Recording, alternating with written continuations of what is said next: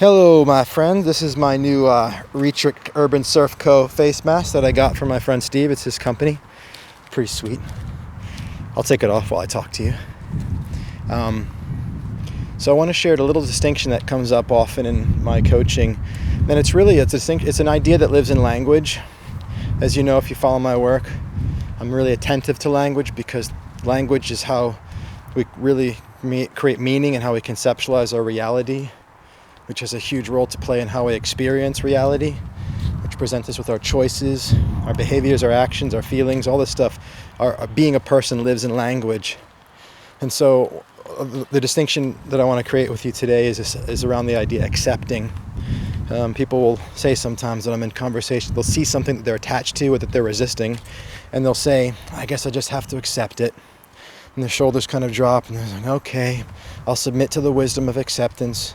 And the thing is, there's both wisdom in that, but there's also, there's imprisonment. There's not total freedom in it, in the sense of like, you're not really expressing the full essence of who you are because you're saying desire itself is problematic. And so I just have to give up. I'll just be a leaf in the wind. I'll just go along with everything.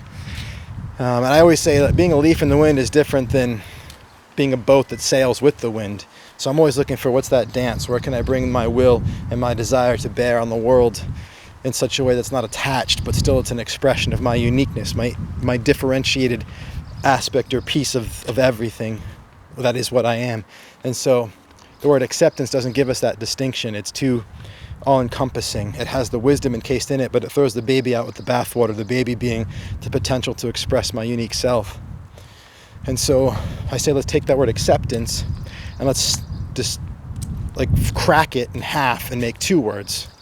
Not like literally with the language, but let's just create two ideas in place of that one idea. And so the idea of accepting, it's powerful and wise because if you accept in your heart, then you're at peace. Accept I'm not going to have it, or accept that I am going to have to live with that, and it's just okay, now I'm at peace. And that's great, beautiful. But again, and I'm doing nothing, I'm not expressing my uniqueness, I'm not fulfilling my potential as an individual. And so then I want to also on the outside keep acting as an expression of that desire, keep acting towards what I want to create, keep acting in defiance of, not even in defiance, keep acting in the presence of something that is not what I want, acting to something greater, something other than that.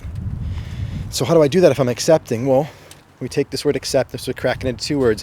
One word is now allowing. So allowing is the word that represents what I do on the inside with my heart. When I allow, I say whatever's happening out there, I'm okay with it. If I'm not getting what I want to get, I'm okay.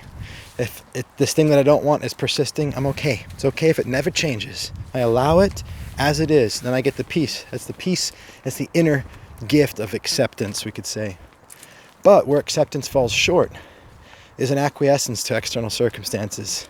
It's a giving in to the environment, to the world. And it's saying, hey, fine, just blow me around, just go with the flow, like just roll me down the street like a tumbleweed. So that's where the other side is. So if we break this word acceptance into half, one piece is allowing. The other piece, though, is accommodating. And I think, unfortunately, when people accept with the heart, they are unnecessarily accommodating in the world. And they just say yes to things on the outside when actually they have a desire for it to be different.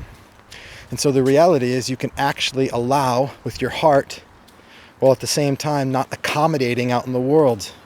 You can say, it's okay if that never happens in my heart, and I can still speak in a way that's a stand for that thing happening. So my being can be relaxed around me not getting what I want, but I can still be a stand through my speaking and my action for getting what I want. What am I going to do with my time and space? All right? It's okay if somebody's acting like an asshole to me, because if it's not okay with me, then I suffer their assholeness. But that doesn't mean I'm going to hang out with them.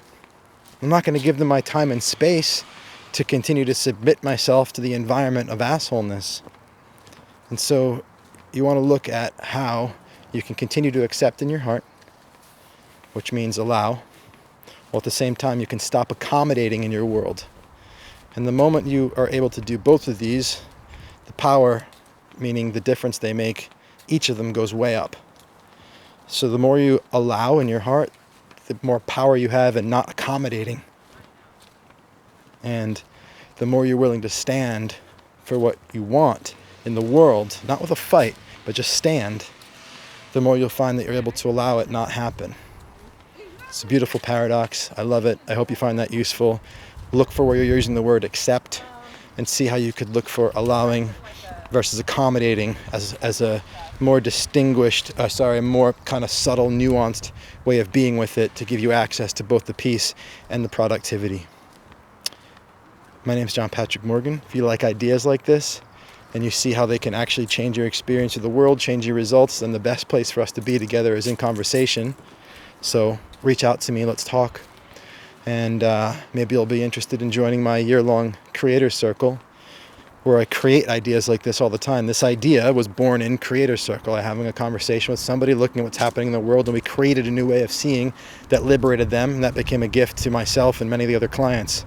So we're always creating. Anyway, subscribe, comment, email me, call your mother. I love you. I'll talk to you soon.